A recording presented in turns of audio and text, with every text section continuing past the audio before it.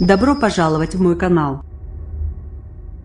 Le principe est très simple, le gouvernement veut durcir les sanctions existantes contre les chômeurs qui refusent des offres d'emploi raisonnables.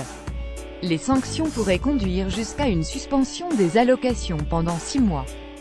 Cette note, qui n'a rien d'une proposition officielle, commence déjà à faire tousser la gauche bobo, offusquée par tant de rigueur contre les chômeurs. Et l'antienne de l'insupportable mépris pour les plus faibles, pour les victimes de la crise et autres considérations habituelles devrait bientôt retentir dans les couloirs de la bien-pensance. Il suffit de lire l'article de Mediapart consacré au sujet pour mesurer toutes les contradictions de ce courant d'opinion. D'un côté, on fait l'éloge d'un système assurantiel géré par les partenaires sociaux depuis sa création.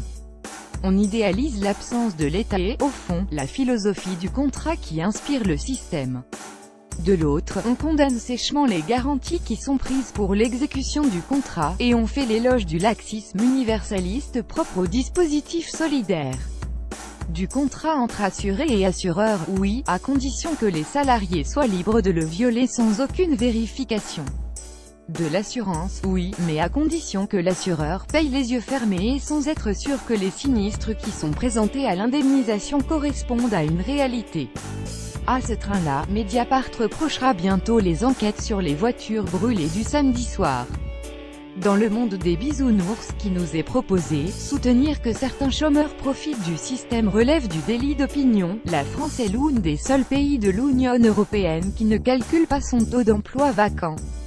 Ce petit silence vient de l'absence de statistiques sur les vacances d'emploi dans les entreprises de moins de 10 salariés. On regrettera ce vide, car tous les entrepreneurs qui recherchent des candidats valables pour les postes qu'il ouvre vivent la même expérience. Ce n'est pas parce que la France compte 3,5 millions de chômeurs qu'elle compte aussi 3,5 millions de candidats valables et motivés pour travailler.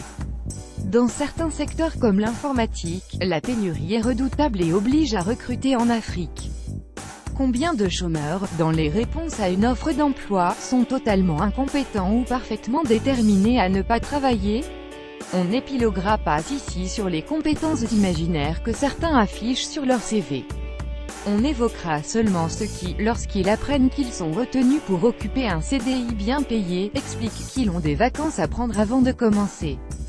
Contrairement aux idées reçues, cette réponse-là est majoritaire dans les recrutements. En réalité, la cabale contre le contrôle des chômeurs cache un mal qui ronge la France, mais qu'il est politiquement incorrect d'évoquer. Le développement de nos entreprises est entravé par les arbitrages individuels d'un nombre grandissant de chômeurs qui ont intérêt à ne pas travailler.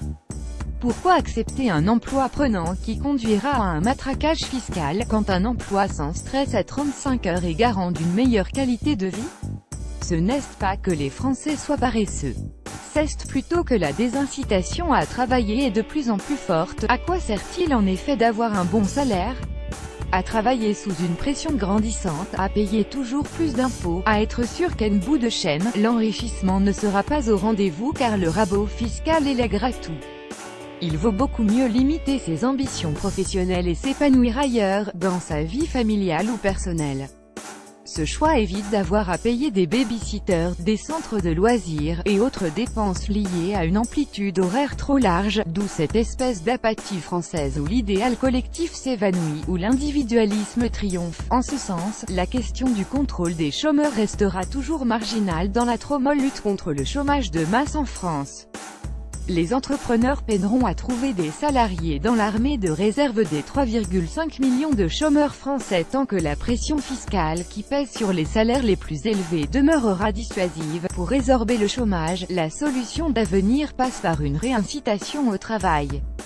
De ce point de vue, le projet macronien d'accorder le chômage aux démissionnaires est une folie. Il est une pierre de plus à porter dans le jardin de la désincitation à travailler. On regrettera donc le temps que la gauche bien pensante va passer à disqualifier une mesure dont l'intérêt est mineur et l'impact très marginal par rapport au sujet de fond. C'est l'envie de travailler qu'il faut réinventer en France. C'est à ailleurs l'idée simple que le travail est utile à la collectivité. La gauche n'est pas, sur ce point, à une contradiction près. Après avoir martelé pendant des décennies que la réalité ne pouvait progresser que par le travail, elle se fait de plus en plus souvent l'apôtre de l'oisiveté.